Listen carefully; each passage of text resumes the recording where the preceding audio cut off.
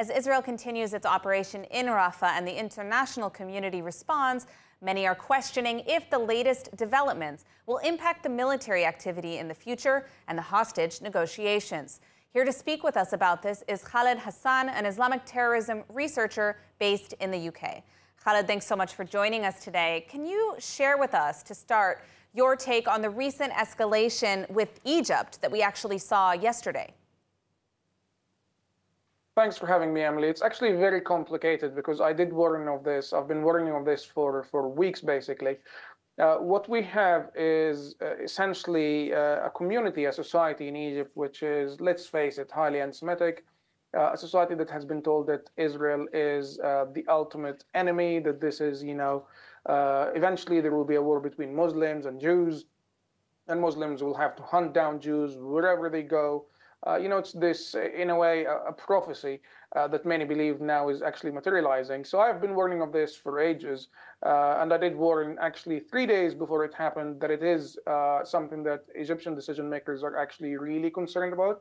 The fact that there might be, on some occasion, an unauthorized attack. So, some soldier, Egyptian soldier just decides, you know what, I'm going to shoot at the Israeli army. Especially when they're so close, just across the border, they can see them, they can see what's happening. They're being told what's happening is basically a massacre of Palestinians. So that's what we have. It's extremely complicated, and it's even more complicated on the Sinai side.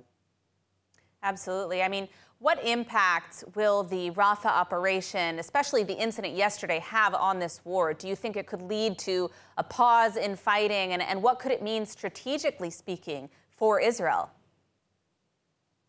So what it actually means, strategically speaking, for Israel is very simple. It's a matter of national security. Israel needs to secure all of its borders. Israel needs to do this through the IDF, not anyone else, not Egyptians, not Americans, not anyone else. So strategically, it's a matter of taking matters into your own hands. For Egypt, it's actually it has an adverse impact on Egypt strategically, because if Egypt loses its position as mediator between Hamas and the Israelis, then that means that Egypt loses hugely on a strategic level, especially when it comes to its regional influence, which is one of the reasons why Egypt is not keen on completely the dismantling of Hamas or Israel taking matters into its own hands completely. But what's really, I think, is most concerning is on the Sinai side. We have more questions. As intelligence analysts, we have this concept that we believe in, which is the limitations of intelligence. We don't really know what's happening in Sinai on many fronts, or we have far more questions than answers. For instance, there is this gentleman, Ibrahim al-Arigani, who has basically been elected or put in this position of being the head of the Union of Sinai Tribes. And he recently, this was actually an organization that was formed on the 1st of May.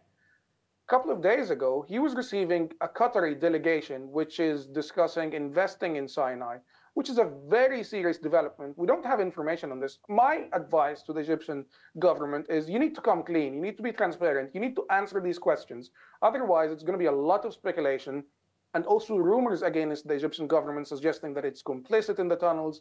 You need to provide these answers. No more, Mossad to Egyptian intelligence kind of dealings, and, in public, you don't answer questions. You need to answer questions in public. Absolutely. Well, thank you for your analysis. We are unfortunately out of time, but Khaled, I want to thank you for coming on. Thank you, Emily.